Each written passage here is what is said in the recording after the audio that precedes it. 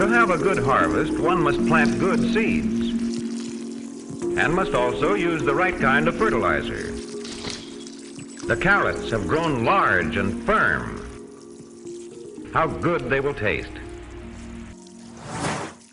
Welcome back to the Backyard Gardens podcast, everybody. It is Thursday, and you know what that means. It is time for some gardening talk. And it's, late season, Batavia. I think there's some mistakes that we can all avoid to make for a better garden, don't you think? I agree. And I have my second wind, by the way. You do? Mm-hmm. That's fast. Doesn't take much, does it? Well, sometimes more than others. Yeah. So, the late summer season is a very, we've talked about this recently. I can't remember if it was in a regular show or in the subscriber episodes, which if you want to be a subscriber, you can do so through Apple subscriptions or Patreon. But, you start getting later season, you can start getting complacent and not understanding the change of the season look, we all understand the change of a season, leaves fall, blah, blah, blah. But as far as the effects on the garden, I think we can, stay up to date with that and make our gardens more productive. Coming out of spring, going into summer, you kind of know, or being in spring and heading into summer, you kind of know it's either going to get much hotter and maybe it's going to be wetter. Like it's pretty it's going to be one or the other thing or both. Like there's all kinds of mixtures of things that you're preparing for when it comes to coming out of summer, going into fall. And I think that especially generally fatigue, which is great that I have my second wind, which may or may not last through this episode. So, well, this could be short-lived. Well, and, I was thinking about it too. I kind of paused at the end of what I was saying because my mind was working.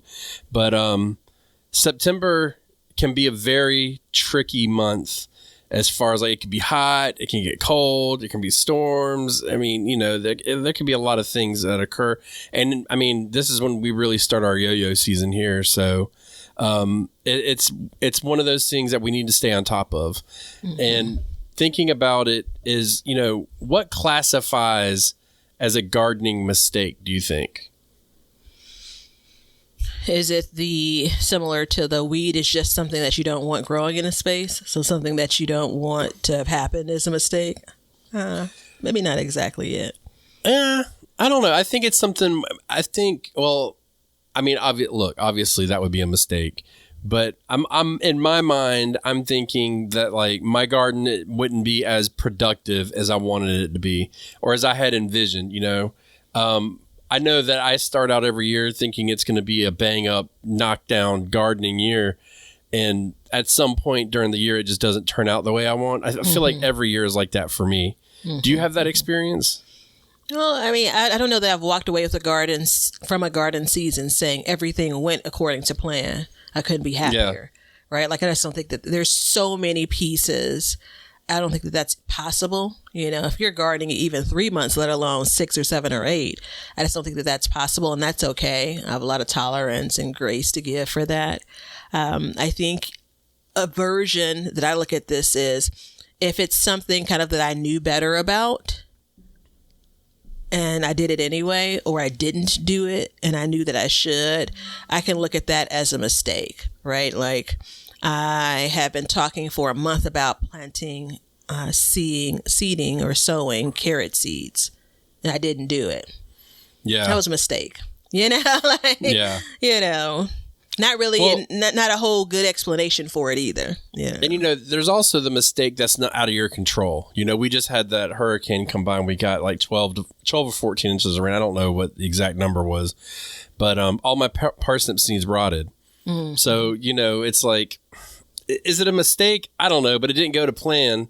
So I've got to do something to replace it. And truth be told, it's not the end of the world if I don't. I can get the food, but for me, it's important, if you're listening to a gardening specific show, it's probably important to you as well. Mm-hmm. So I think all of these things classify as a mistake. Anything that hinders your progress or doesn't go according to plan or something that you're just not happy with, look, if I stub my toe, that's a mistake. I'm just plain not happy about that situation either. So I'm not going to go that broad because accidents are not mistakes in my mind. I think there has to be some level of intention about a desired outcome. And maybe you've done something counter to that. Yeah. That's a very corporate answer. It is a very corporate answer. It's a Sunday school answer. It's the right answer. But I mean, so even if it's not an accident, okay, but maybe I'm saying that just to make myself feel better about my current situation. But we get into like late summer mistakes. So these would be like plants that are growing in late summer. They're probably left over or you've replanted. These aren't fall plants. So, the mistakes for these late summer plants. What do you think is your number one mistake that you would make in your garden? It looks like you got nervous when I said that. No, it's I was thinking about how I wanted to frame this up. A mistake I've made in the past that I overcame this year is letting a sick plant infect other plants. Oh, yeah. Once I dug into it, I found that my last 2 of the 4 or 5 squash plants that I had, I saw powdery mildew. So in the past, I've let that powdery mildew spread to other things. So not only did they have powdery mildew, but once I started moving some leaves around because I thought I was going to prune them this year, I found that they both had like severe squash vine borer damage, so at the decline of those plants, which would have been about a week ago, I said, oh, let me get in there. Yeah. Fortunately, I avoided the mistake this year because I got in there, I feel like soon enough. And ultimately, I pulled those 2 plants. There really wasn't anything to salvage in my mind. The mistake I've made in the past, though, is just putting it off. Not necessarily being overly optimistic. There's a little bit of that, like maybe I could cut some of the powdery mildew away. That's the best method I've had to treat it. And then I could still salvage the plant. So that's the mistake I've made in the past. And it's additional work. There's still some life left in the plant, so it's eating up nutrients in your soil. It again, especially the way that particular disease works, could easily spread to other things, healthy crops. Yeah, absolutely. And I was thinking you were kind of on the same line as me, but like not treating for pests. Getting you're getting to the end of the season. You're like, look, what's the point? But I mean, in all reality, you could have another month worth of growing for some of these plants. So absolutely part of it would be, not treating for pests, giving up on that regimen if you have one, or even taking the time to identify them. That's something that I've definitely, I've got my, because of all the rain we've had and the weather, I haven't been able to treat. My Seminole pumpkins are ate up right now, and I have every intention this evening of going out there and giving them a good treatment and trying to start that regimen back up to kind of get it under control. But, as you get into the late summer, it's also about adding shade when needed. So we have a lot of very far southern listeners, and that shade can really help to kind of get those plants through this next time frame. And because I know for you, it's like you're starting to cool off at this point, but for some of us, we're still, we can easily be in the upper 90s. Yeah. Some of our hottest weather could still come. It won't be as long, but it'll be like periods of it. And so having like a removable shade cloth or something that you can add at the last minute can really go a long way. And this will also go in for planting for fall. Yeah, and, a mistake in different terms for that would just be underestimating how hot those temps are, Exactly. Because we don't want to believe it.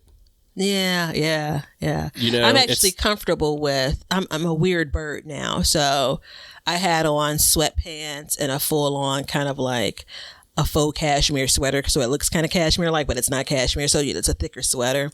And this was last week in August, and I knew I was on a video saying I'm overdressed, but it was like the hint of cool weather, but I had to protect myself against that coolness, right? So, but also 90 degrees, I keep on saying it's so hot in my garden. It's so hot for me, right? You know, so I'm in that place where I just have to have that sweet spot of like 76, 77 degrees. And I roll my eyes back to say, oh, shoot, I have a tarp on one of my beds because it was raining and it's been sunny all day long. The high today is what, like 73, 74 degrees? Yeah, 73 degrees, but full sun, that's still pretty hot under a tarp. You know? Yeah. So, again, don't use tarps for shade, but really underestimating, you know, how hot is for you in your garden. Yeah, and I mean, that's right now, so for me, it's 90 degrees today, and we could continue this on, but we're also going to be dropping down, and we're starting to get hints of the cool too.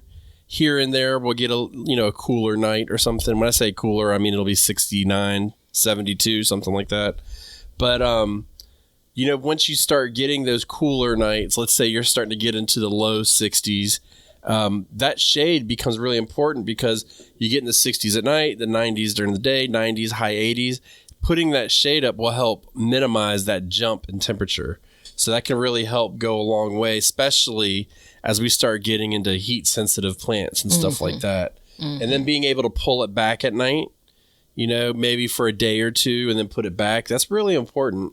So I would not sleep on the power of that for your garden.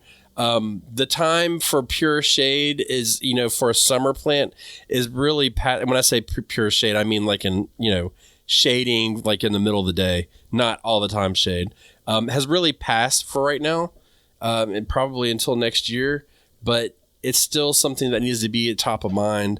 And as we are still planting for fall, it's really important to put that shade up. So don't forget about that, whatever you do, because one hot day can ruin a seedling that's not meant for heat.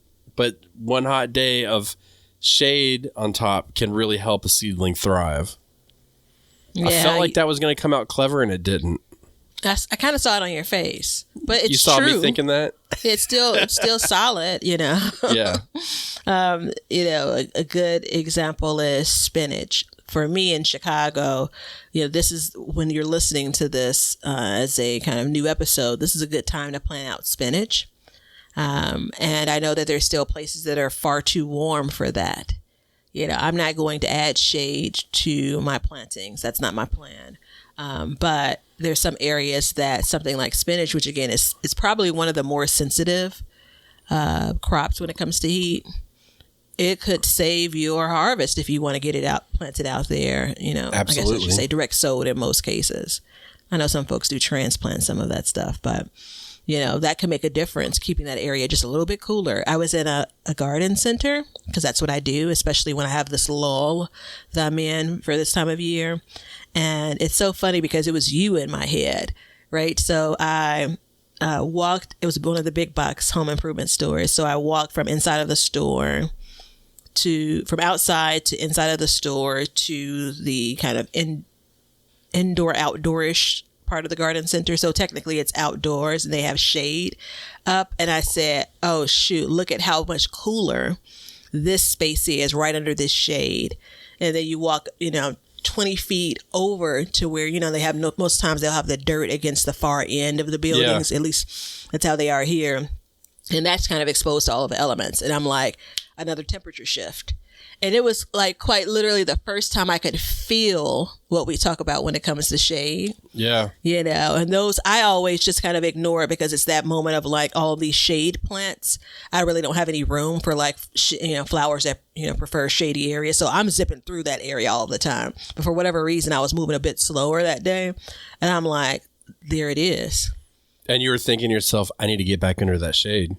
Yeah. It was humid, sunny, everywhere else besides that space. I mean, and I'm talking like not I walked from outside and then walked into air conditioning. It wasn't that, but it was absolutely noticeably different.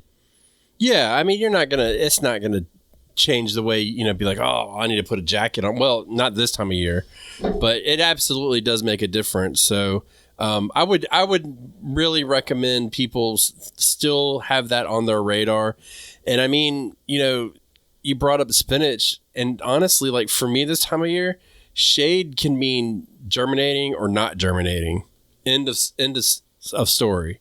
So if I don't put the shade out, those seeds won't pop, and that's really an issue for me.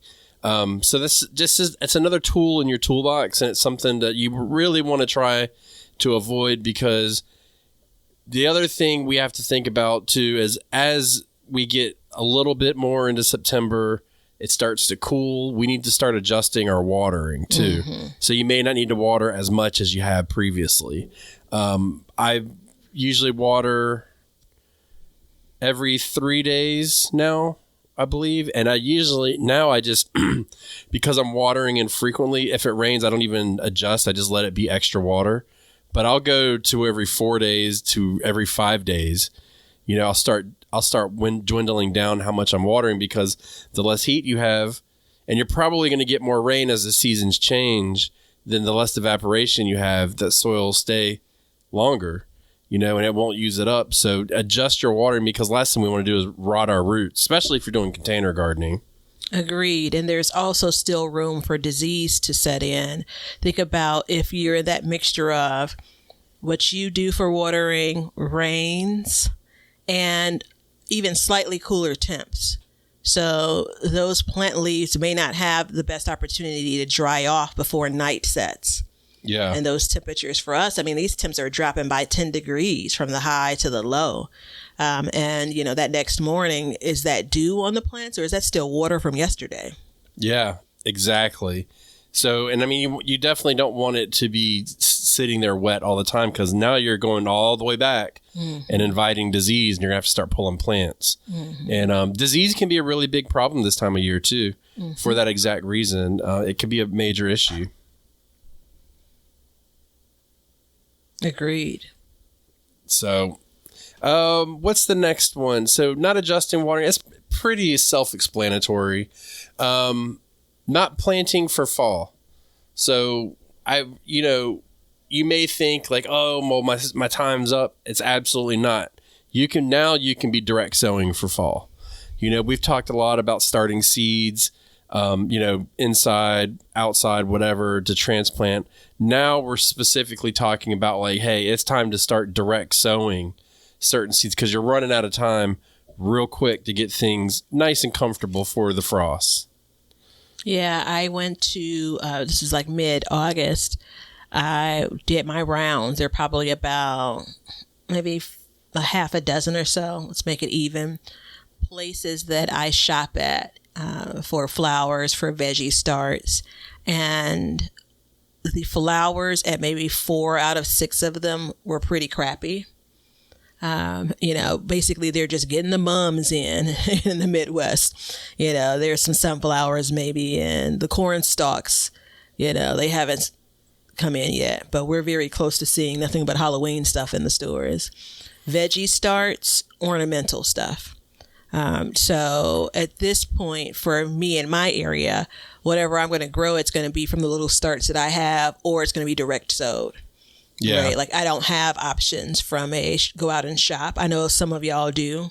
And that's okay. I think that, I have adjusted my vision for my fall plan, what I have in the planter app. I have to adjust it. I'm on I think this is version 5 of my 2024 plan, documented version 5. And that's okay, because there's still plenty of things that I can grow that I'll enjoy for the fall. Well, not really on our list at all, but I mentioned this in a video on YouTube the other day. Not being fluid, being able to change your gardening plan if needed, that can be another issue too. I may not have to do that. I'm waiting about a week before I figure it out. But, planting time is nigh. I've got my seedlings they were set back this year. So some stuff is on track, some stuff's not. And that's just my fault from playing around with different techniques and stuff like that. Lesson learned, let me tell you. Wait for that episode. This is going to be you might as well just be me doing a monologue, because I've got a lot of lessons I learned this year. But, it's one of those things where if something's not working out in your garden and you need to change the layout or where things go, like be able to do that. Yeah. Because you definitely don't want to be so rigid that you just like box yourself in. I've had that problem before, and it's really an issue. It's a major issue. And also I just went out and seeded rutabaga today. I direct sowed some. So there is, I'm a little bit on track with that one so far. Yeah. So for me, the spoiler is, unless there's like some huge guarantee of a whole nother month of non-freezing temps here in Chicago, which I've not seen as long as I've been tracking it, I am likely to not have any heading crops, which is a real disappointment for fall. Yeah. So this was a summer mistake, just based on the time it was made. I put my seedlings that I direct seeded indoors. They brought them outside almost immediately. They germinated, and I somehow thought it was a bright idea to put them in the shadiest bed. Like I sat the seedlings in the shadiest bed in my garden, and it took me about a week and a half to realize they're just growing so slow. It seems it's always slower than you want. I realized like how little sun they get. Now that bed grows plenty of great food, but when it comes to I was already like 3 weeks behind. I had started a round, they died. This was my second round that I started.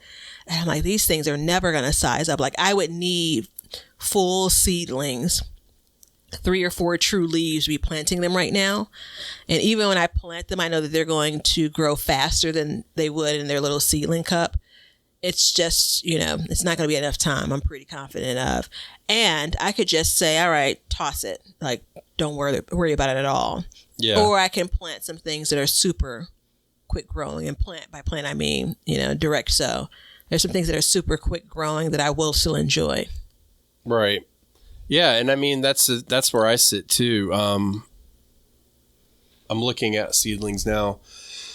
It's going to be a close call. Mm-hmm. It's going to be real close, maybe too close for comfort. I'm probably going to have to employ some coverings this year to really ensure that I get a harvest. Mm-hmm. But it's, it's fine. It is what it is. But moving forward, like I know that I started these seeds in anticipation. For instance, my lettuce, my bok choy, my rutabaga. I think that's all I had off the top of my head that I was going to start inside and direct sow. So even though the ones that I started, they're not ready yet, I can still direct sow now and get them going and then be able to come out and and plant the other ones when they're ready. And kind of, instead of having them like staggered, it may be more so ready at once, but at least I'll have them in the ground. And, that's just because part of me wants to just look at it and be like, well, screw it. It ain't going to work. I'm just going to throw the crap out. But I don't really want to do that because that's not practicing what I preach. And, I'm trying to really focus on being like very fluid, being able to adjust on the fly if I need to. And sometimes you just don't recognize until it's over, until the last minute that like, hey, you know what? This really isn't going to work. And being able to change that. So especially when it comes to fall planting, because there's a lot of moving parts. So we looked at it today. I was recording a video about sweet potatoes. And when I was done, I was looking at it and I was like, okay. I was like, dude, you've got like 3 beds planted right now out of the 7 functional beds. I was like, it's time to kind of get something going. And I'm standing out there and I'm dripping sweat. It's so hot. And then you're just like, but this is when you direct sow. You know what I mean? And part of me, I almost wanted to go ahead and like try and direct sow some broccoli and see how that would work. I've always wanted to do that for fall just to see. And I don't know. I may this week go out and do that just to see how it works out, especially looking at the state of the plants that I have here. It may be worth a shot. I don't know yet. You know what I mean? So I'm just trying to kind of feel that out and see how it works. But I've got a couple days to figure it out. Mm-hmm, mm-hmm. You sound like me most of this year. Yeah. So I'd love to see. I hope you do that. I'd love to see how that works out. Broccoli is, I think it's actually one of the faster producers in the right conditions. But that's the battle, right? So I was doing the math. And I think it's something like, when I was considering, is broccoli a no-go for me? When I was thinking about this, it was something like 10 weeks of typically frost-free weather. So that's what I was looking at. And I said, in 10 weeks, if I had a like proper seedling to transplant in, I'd have went for it. But when I have like just the beginning of the first true leaf, I'm just like, and I have some containers that are open. Maybe I'll dump them in there. One of the things I found is that it wasn't that I didn't pull plants when necessary. It was more of, I underestimated some of my summer plants and how long they would take to produce. Yeah. And so some of that also ties back to me wanting to get a second or a third planting in for some of the summer things. And I'm like, oh, okay. Yeah, you're just starting to produce the thing. And now I'm hoping that it will produce for, the summer crop. And I basically jammed up my space for the fall crop. So I'm looking at it, and I know we just did the days to harvest episode. And what did we land? Do you remember what we landed on, if germination time's included in that? We were split. You believe that it is. Okay. And I believed that I could agree with you, but I erred on the side of it's not. So let me just say, if let me just go your method and your belief and say it is not. So let's say 7 days to germination, right? Mm-hmm. If I start it this Wednesday, that'll give me 1, 2, 3, 4, 5, 6, 7, 8, 9 to 10 weeks of no frost. That'll bring me up to 10 weeks, which is 70 days until the frost, which means if I direct sow Wednesday, I may be able to, I'm going to do it. Let's do it, man. I'm going to do it, everybody. I'm doing it. This is it. I've wanted to do it for years, and I think I want to do it. Yeah. Okay. You said you're going to do it. Then you said you think you're going to do it. And I said, let's do it. And by that, I mean you. Let's you do this. So we didn't cover off on this during the episode. And I forget the placement. This is probably a couple of weeks ago. You guys heard that. Thanks for listening. The problem, I'm more conservative than young Ben is about all of these things. And so the problem with my approach is, if I'm saying that it's not included in the time to harvest, so your package says 70 days, and I'm saying, nope. It actually, it's 77 days from now. That will lead me likely to not give it a try. Right? Yeah. So it will encourage me to say, oh, I don't have enough time. Whereas if I take your approach, the benefit is that I'm getting it into the ground, but the risk is that it doesn't produce. And I always look at it to say, I'd rather have the crop that didn't quite make it. Now I have more data, than not at all. Well, and you have to remember this too. I've harvested broccoli in December and January before. And I've also had broccoli hold over all the way until the next spring. So even though I have that many weeks until my last frost date, I know that frost is not going to kill, especially a 70-day-old plant. In theory, it should be almost ready to harvest by the frost. So I'm gonna do it. I'm gonna do it. I got let's see, what do I have that I'm gonna plant? I'll tell you. I got Waltham broccoli, available in the seed shop, and I've got flat Dutch cabbage available in the seed shop. And I've got pak choi available in the seed shop. So I'll do all of those and see how they go. The pak choi, I think it may be a little bit too early. It's still too warm. But everything else, like I've always had this thought, this is taking a left turn, but I've always had this thought that like it's meant to be direct sowed and for fall. I've always had that thought. So pray for me, everybody. Let's hope that we have some success with that. But I still have my seedlings that are going, they're already 3-4 weeks ahead. So I can still put those in a couple weeks. But it should be interesting. I think that it'll be interesting to see which one's stronger. too. The direct sowed or the transplants. Yeah, and I had planned on doing that for a couple of different crops and never got to it. And I believe, I'm not certain I would have heading crops if I would have done both the direct sowing and the starting in seed trays. But I'm inclined to think I would have. So if you're still in a place and space where you have time to do both, boy, do I encourage you to do both. I probably encourage you mostly to get the seed in the ground, the ground being whatever your garden space is, if you have to lean on one or the other. Yeah.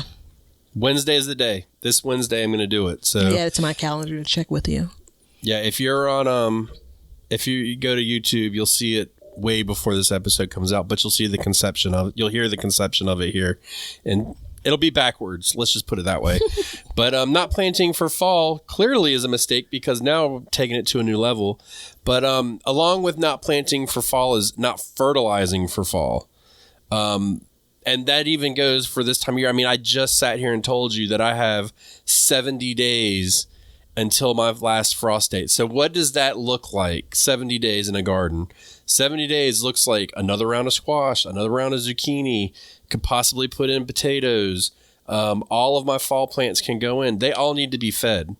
And so it's really important, but you can't feed them all the same. You've got to, we've got to feed summer plants like summer plants and fall plants like fall plants. Yeah, and that's September really important. is the last month that I generally will apply fertilizer. That includes, most of my summer plants are winding down. So that next month in October, I'm like, they're done. They're either pulled or they're not producing anymore. Like there's no new production there. That's one of the reasons. The fall plantings just got fertilizer. And basically, in either August or September. So that's about it. Because if you look at my area, I don't have kind of any type of winter protection for these plants. Not yet. It's now on the new 5-year plan. 10-year plan? 10-year plan. We're coming up on a 10-year plan, which I have like 2 years left on. Well, you better hurry the hell up. But because, and I point out that they don't have any type of protection, what's growing will basically almost come to a halt. I'm going to call it October. I could be off by a couple of weeks. But by the time you get to, the end of October, beginning of November, there's no new growth for mostly anything in my garden. Everything is just basically like, the grocery store now. It's interesting. Ever since, the past 5 minutes that I've decided to direct sow for fall, a flurry of things has entered my mind. And so you start talking about fertilizing. I have this rogue raccoon that I'm going to get his ass. I'm telling y'all. But I can't fertilize like I normally do. So I've got to find something different to put in the ground that's a higher nitrogen for these plants. So I'm going to have to adjust that. And then I'm going to have, I'm literally going down our list, everybody. And then I'm going to, once I sow those seeds and I get them to germinate, I'm going to have to go back and then add shade to those seedlings to keep them, nice and moist because they won't have big root systems. So I have to do that. And that's the difference between putting out a transplant and then putting in a seed is the transplant's already got loads of roots. I mean, in comparison, otherwise it's like I've got one root that I've got to keep moist. You don't have a lot of margin for error on that. So I'm going to have to do that. And then when it comes to adjusting the water, that's luckily for me, that's not really as difficult because of the state of my garden right now where I have a lot of beds that are open. That means that the only thing that doesn't need to be watered much is my sweet potatoes, and I can just turn the water off on that one bed, which is why I decided to go with this in-ground system. The corn still needs a lot of water, so I can continue to water that as much, and I may actually have to up my watering for right now while I have seeds in there, so I'll probably end up doing that. But the fertilizer is going to be a tricky one because the fertilizer that I typically use is not high nitrogen. Usually what I do is I put in this fertilizer. It's like like an 8-10 or probably like an 8-10-8 or something like that. And I really need to get like a 12-8-8 or something to get in the ground. Typically what I do is I use the other fertilizer and then I put in blood meal, but the blood meal is like a magnet for mammals. So I can't add that right now. So I have to start thinking about that. I'm in a very little time because I'm going to do a pre-planting fertilizer with those seeds. So once I put them in, I'll put the pre-planting fertilizer in, and then I'll have some on hand. So a month later, I can give it more fertilizer. So just try to keep it going. I want to push that growth as fast as possible. So yeah, I've got I just gave myself a lot of work. And then I got 7 days to get shade in place, which means I got to build shade structures. So yeah, it just opened up a whole world for me of like new gardening tasks, which I'm not very thrilled about now that I've thought about it and spoken it out loud. But it may be a good time to do that. It'll be really nice to have some broccoli come November, December. I've never harvested broccoli when it's supposed to be harvested in the fall. Never. Not one time. It's always been like way later. I'm sitting here watching like, okay, we've got broccoli growing, but it's going to be okay, everybody. It's going to be there. I'm telling you. And then it's like half of it goes with a bad frost. Half of it stays. Half of it's small. Half of it's normal. It's a nightmare. So why not, with this year, with everything that's happened in my garden, with everything that I've tried, just do one more to see if we can just ruin the whole garden year or go out with a huge bang. What do you think is going to happen? And I don't want to hear the ushy gushy. It's going to be all good. I want to know what you think is going to happen, because you look at my weather more than I do. I'm convinced. Yeah. I'm talking about you, Batavia. Well, no, I realized when you said looking at the weather, I knew you were talking to me there. Yeah. So what do you think is going to happen? So you're at 100% success for your spring broccoli. 100% of the plants that you planted produced a head that you all enjoyed. I think that I like that you've chosen broccoli as opposed to cabbage, because you've had success with that year over year over year. I think that your bigger struggle is you'll have success, but your bigger struggle is going to be the temperature that broccoli tolerates. Right. So you get, not a whole lot of below 32 degree Fahrenheit days. But this will probably be one of the first experiences of like, this plant will be in a different growth stage. So you're talking about 70-degree day old broccoli. Does it have a head? Does it not have a head yet? So I think that I could see you having your shade structure, but I could also see you like not really wanting to add any kind of heat protectant, so to speak, so, puts the plastic over it to protect it from the colder nights. So I think that's going to be a stumbling block if there is one. 50 to 85 degrees for germination for broccoli. So I'm right on that high end cusp. We'll be teetering over it, but I think a little bit of shade will help with that. Be interesting to see. I appreciate that, because I agree with you. I can foresee all of that being something. I will tell you that I won't feel the desire to put plastic on it until, almost December. We may have to put it on like once, but for the most part, like it should be good. I just looked up cabbage, 45 to 85 degrees. So that's going to be another issue as well. So we'll see how that goes. What was another one that I said? Well, you look up that broccoli plants will usually tolerate temperatures as low as 26 degrees with little damage.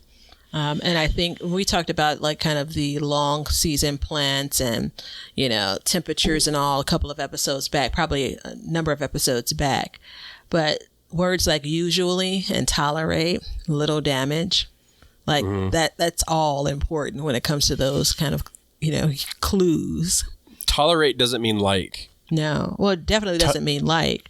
Doesn't mean, I can tolerate a punch in the face, but it doesn't do me very good. You know what I mean? Also, like, usually you can tolerate a punch in the face. Sometimes you just completely collapse. Yeah. And it's really important. I mean, that's a really important statement you just said, because if you think about it, and I don't know how it works with plants, but let's say your plant's having a bad day and it gets to 90 degrees. You know, maybe it's just like, screw it, I'm done. And then it just gives up. You know what I mean? Like there's a lot there. I think there's a lot more there than we had anticipated. So we're going to find out though. Yeah, I think it's still, especially because you said you had like 4 beds that are available for planting. I definitely think it's worth it. We don't have this on our list, but not taking the chance, right? I think that's something that we run into, and I'm going to fold it in as, a mistake going into fall.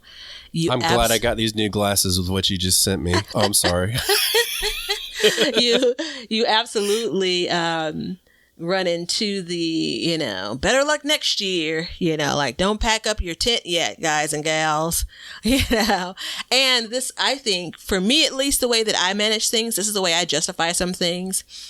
If it ends up being a fail, again, at least I have a data point now, right? And so I feel pretty good about, like, that seems like it's in conflict with the heading crops. I'm just looking for, there's some things that I didn't grow at all this year that I still have an opportunity to grow and enjoy. Enjoy, I keep on saying it, hit the buzzer. Like, that's really important to me. I'm not just looking to grow food this fall. Have I sent you this before? I don't think so. What you just sent me? No. Okay, but this is super weird. Batavia sends me this thing, which I'm going to read out loud for everybody. No, of course, as I know Batavia loves that. But time. It's from North Carolina, from the county I live in. She's a freak, y'all. Just so you know. But I love it. So it says, this is really important because I actually went on YouTube this year and basically, not knowing this existed, said these low temperatures, and it apparently is accurate. But it says broccoli plants will usually tolerate temperatures as low as 26 with little damage. Sudden changes in temperature can be more damaging. Remember that, everybody. Mm-hmm. For example, this is really important. For example, if several days of temperatures in the upper 60s or low 70s are followed by a plunge into the upper 20s, plants will be more severely damaged than if we had several days in the 40s or 50s with nighttime temps in the mid 20s. Do I need to read that again?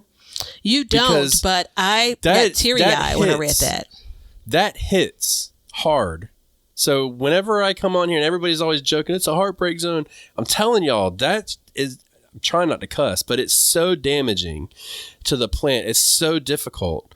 It says also, if plants have been heavily fertilized with nitrogen, which encourages lush, tender growth, will be more heavily damaged by cold than those fertilized at light to moderate levels. So this really mirrors what we've been talking about for so long, is like, there's not just a one size fits all for fertilizer. There's a technique to the fertilization.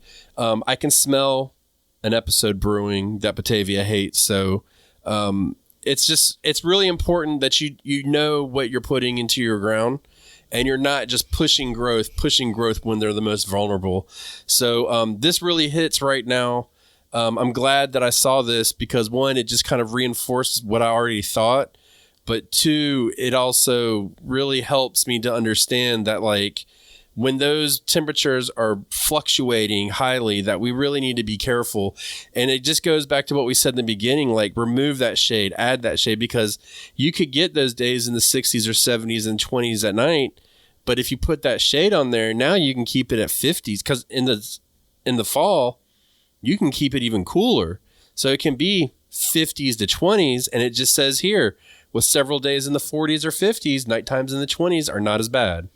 So this all is super important. The key here, so when I first read really the answer where we were in the episode, this is the temperature. And so this was what do you think about, what does Batavia think about the success you're going to have?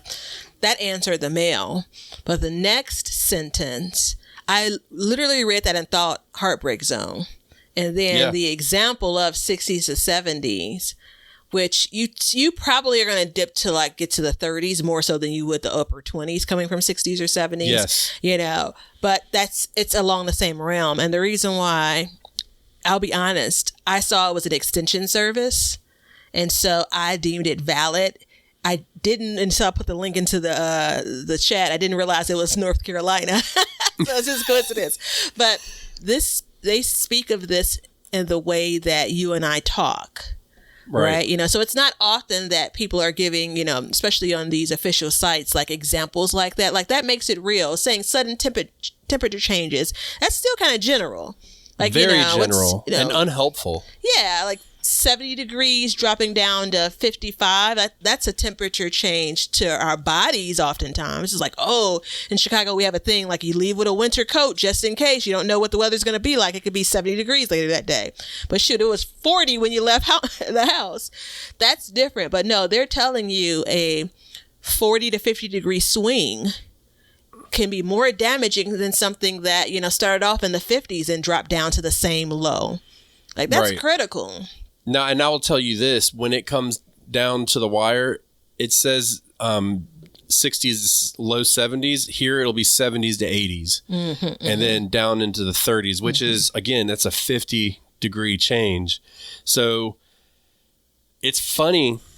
I never thought about this. It's another thing that I'm going to be trying this year is keeping shade on through the fall, to try and minimize those temperature swings. I never thought about that. I never did. I always looked at it like, oh, great, it's going to be 80 degrees a day. Cool, the plants will take it. But maybe that's just not the case. So we need to, you know, I think I'm going to move forward with that one. Yeah, and I think in that bit, that last couple of sentences is from the same article. I think that this article specifically talks about broccoli. That's one of those uniquely sensitive crops. Generally speaking, that idea for fall crops going from 60s to 70s down to the 20s, you'll look at could be more damaging across many cool weather crops compared to going from 50 where they can live and thrive to 20. That same idea is true. I think the impact for broccoli will probably be worse, you know, hence the point here. But yeah, I mean, there's a code that has been cracked there, so to speak. Yeah. And it's, you know, I agree with you. All plants, I think, can benefit from this. I mean, will it kill it? No, but it'll shock it. And what happens when a plant gets shocked? It stops growing. So, yeah, that's it's very interesting. So there you go, everybody. We're going to do that. And I'm going to also be using the Planter app to guide me through this. And, you know, it's a supporter of the show. It's a sponsor. And we're proud to have it as a sponsor because it is a great app. Batavia's already referenced it this show. We need to start dinging the bell when it's referenced because every show it comes up because it's such a pinnacle point, such an important part of our gardens and what helps us move forward in this. So if you use the link below, you'll get a discount code or a discount applied to your membership to it. It's already cheap. It's a great deal. Helps you plan your gardens. Very visual. You can use it on multiple devices, and it's available in your Google and App Store. I love using it on my PC, and I'm looking forward to using it to see how my broccoli will play. And what I mean by play is being combative or companion against the squash that's in the bed I want to put it in. I have no idea off the top of my head, but I know when I put it into that plant, it will tell me right off the bat with a green or a red dot. And if there's no dot, it doesn't matter. So check it out. That's the Planter app, the Planter app, and you can get it at the Google and Apple Play Store. All right. Question of the day. Question of the day. Oh, this wait. comes up. Harvest those foods. Harvest. Yeah, just keep harvesting. Don't stop. All right. Kaylee asks. Hey, Kaylee. She's on point today, everybody. Says, hi, friends. I've been loving your fall season podcasts, and they're getting me so excited for the third season. This past fall, I planted garlic. But through late January and February, my area experienced record warm temperatures and the garlic grew considerably. Once the temperatures dropped again, the garlic died off and did not rebound in the spring. My question is, do you have any recommendations to help with this issue? Thanks to you both. The gardening community wouldn't be the same without you. Hey. Thank you, Kaylee. That's very nice of you. Well, Kaylee, I think we've already answered that question in this episode, but garlic is one of those that we always think is indestructible. But as we've just found out, thanks to the great state of North Carolina and the Extension Service, these temperature swings can be damaging to plants. We're going to pretend like we never read it before, so I'm just kidding. I'm not going to read it again. But I mean, look, garlic has always been one of those things in my mind where, and correct me if you think I'm wrong, Batavia, but I never thought I had to cover it. Agreed. I didn't either. And when I say cover, I mean not cover it on the show. I mean like cover it for season extension purposes, stuff like that, protection. But I can tell you that when I lived in New England, we planted garlic. We left it in the ground. It got below zero. Wasn't an issue, but it never really got warm. Here, it's very common. Well, I plant my garlic in November. In December, I've already got it coming up out of the ground. Mm-hmm. I think probably putting some plastic over it on like really cold night. It's one of those things where we just read it based on your climate, not what the book tells us the plant can handle. Let's look at it that way from now on. I think that's a much healthier way to look at it, don't you? Yeah, I agree. I think that, and I've read basically in early winter, I see posts about, hey, my garlic has already started to sprout and I can see the green stalks, the green leaves, is this a problem? And in a lot of cases, folks say it's fine. But in Kaylee's experience, she's like, nah, it never recovered. Right. And so for me, and I've only grown garlic a handful of years, and I think it's 4 years and 3 of them have been successful. This is probably the smallest harvest I've had from garlic, but that's another conversation. We'll talk about that in a future episode. But when it comes to my area, once I get it planted, it's not coming back up. But again, that goes back to my fall and winter temps. I'm planting garlic pretty much after my first frost, which means that's actually counter to what I said about things not growing, because there are roots being established underneath. I just can't see them. Remember I said by the time I get to October, nothing's growing. Yeah, they're establishing, because otherwise they would rot over the winter. But they're not growing enough where they're popping up above the soil line. And so for me in my area, I've not had the concern with Kaylee. And while things came up earlier this spring, it was still cool enough, and the weather was accommodating to that garlic. But I have a feeling there are going to be more and more experiences like Kaylee if what our problem is happen. As a society, we read too much and do too little. And what I mean by that is, like, we all know that garlic is a bulb. You plant it in the fall. We know what we read, and that it can take super cold temperatures, and it's just like with this whole thing that I'm now apparently signed up to do about direct sowing for fall, like other crops that you normally wouldn't do. And I'm excited about it because I'm tired of reading about it. I want to do it. I want to see what it's going to do, because that's how I learn. And Kaylee now knows that when you get those record warm temperatures that you could possibly see again, I mean, we're going back into a La Nina, so we shouldn't have that issue as prevalent. It should be a cooler winter overall. I don't give a crap what the Farmer's Almanac says. I'm going to say that out loud. But your climate still has fluctuations. And even if the garlic can handle sub-zero temperatures, if you stay in the 50s and go sub-zero, no matter what, it's gonna suffer. You know what I mean? Mm-hmm. If Batavia comes to my house in the summertime, she's gonna be hotter and uncomfortable here than she is at her house, because she just stated that she was wearing a cashmere sweater the other day, or a look-alike. Now, if you walk outside here with a cashmere sweater at the same time, you're going to wish you were dead when you walked outside. You know what I mean? Mm-hmm. So it's your climate that you're in. If you're going to get record warm temperatures, like, I'm trying to think of how to explain this. If you're mild climate right now, and let's say you stay 40s, 50s during the winter, 20s at night, then you know that you need to, and you're going to get into the 70s, 80s maybe. You may get a freak 80-degree day. Shade it, right? We've already said that. But if you know you're going to get like super cold and you're going to get, down into the single digits, because, it can happen. We do have perennial planting zones for a reason. They do tell us what our average lowest low temperature can be. If you think you're going to meet that temperature or even go below it, because that is possible, cover it with plastic. That's why we always leave a bed and a plastic in place. I may only use it 3 times a year, but it's in place. The one thing I don't have that I'll leave in place is shade, but maybe that needs to change. I have not experienced my garlic not rebounding. It's always rebounded, but I could see that being an issue if you got like a crazy hot day and then going all the way down to cold at night. So when is the plastic going on?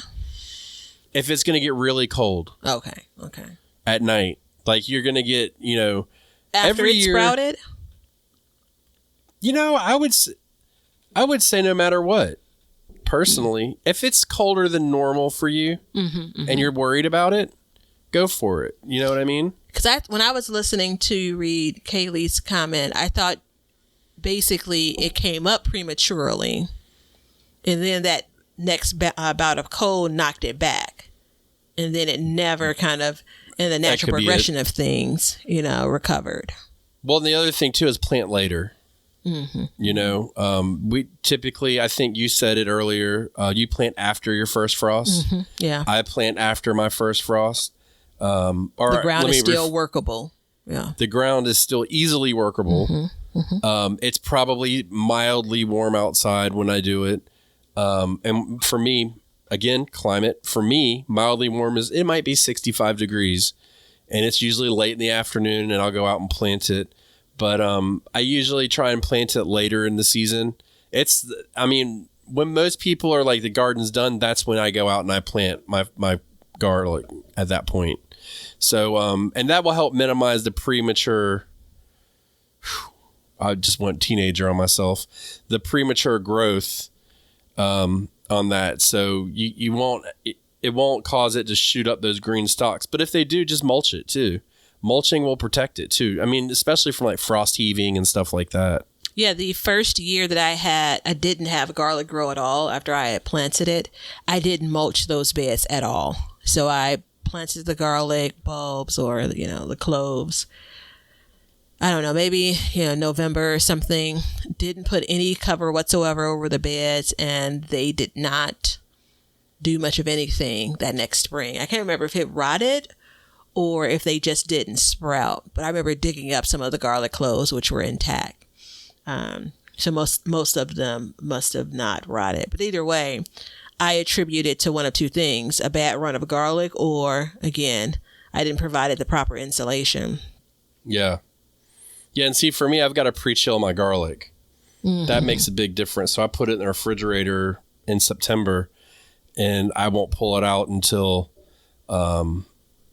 November when I want. So that guarantees me the chill time that garlic needs, which can make it come up earlier. But like I said, just mulch it heavy and you'll be fine.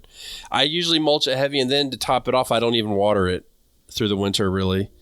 I just let nature take its course. The same thing. I water it that first time when I'm planting it, and I don't water it again until we get to the next year. Yeah. So there you go. So Kaylee, that's what we would do. I'd be interested to see at what point around your first frost you actually did plant it, if it was before or after, and just make that adjustment. But if you'd like to be like Kaylee and send us a question, you can do so on bygquestion@gmail.com. There is a link below for that, or you can just simply go join our Facebook page, Backyard Gardens Community Garden, and make sure you write in the beginning question of the day if you'd like for it to be answered on the air. But just note, any question that's on there is susceptible to be answered on the air. So, are you going to make any of these mistakes, Batavia? Is the answer yes if I've already bathed them? Yeah. Yeah. But it's natural to make mistakes, I've been gardening a long time, and I still make all these mistakes, at least one or two of them every year, at least. And it's natural. I'd like to think that at some point I would stop being so stubborn and actually get it right. but I don't know if it's possible. I know myself too well. And I've learned to know you as well. It's impossible. Do you want to hear my announcement? Absolutely. I'm not growing onions next year.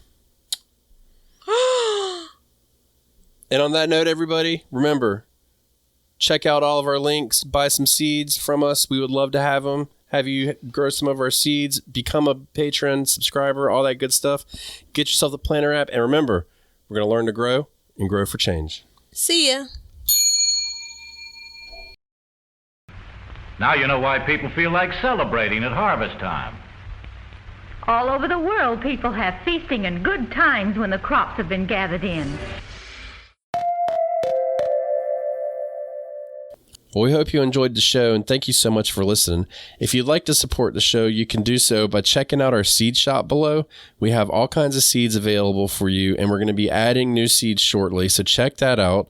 Get yourself some seeds. It's free shipping, over $35 orders. So go ahead, get a full garden. What are you waiting for? Order your seeds and stock up. Or you can become a subscriber. You can either be an Apple subscriber or a patron, and that will help support the show. You'll get one free episode every month, an extra episode, that is. So we definitely would love to see you over there and become part of our crew. Join the Backyard Gardens community garden in Facebook. That's free. Go ahead, join that, and join the community where all the listeners get together and they can help each other out with their trials and tribulations and just show off their gardens. There's not a better way to do it. And if you're curious about what's going on in our gardens, you can check out our individual YouTube channels. So I'm at Sandy Bottom Homestead, and Batavia is at Be Better Garden. You can check that out and see how each of us are growing and what we talk about on those, because a lot of times we will coincide with the podcast and help add information in that maybe we didn't get out in the show or we feel that's pertinent at a certain time of year. So check that out and enjoy seeing our gardens and what we do in them. And we have an Amazon store which has all the products that we use and recommend in our gardens, and it helps support our show. And we also add to this list periodically, so be sure to check it out periodically to see if there's anything that you need for your garden. Everything that you do, including a like and a subscribe and even a review, will help us learn to grow and grow for change. See ya.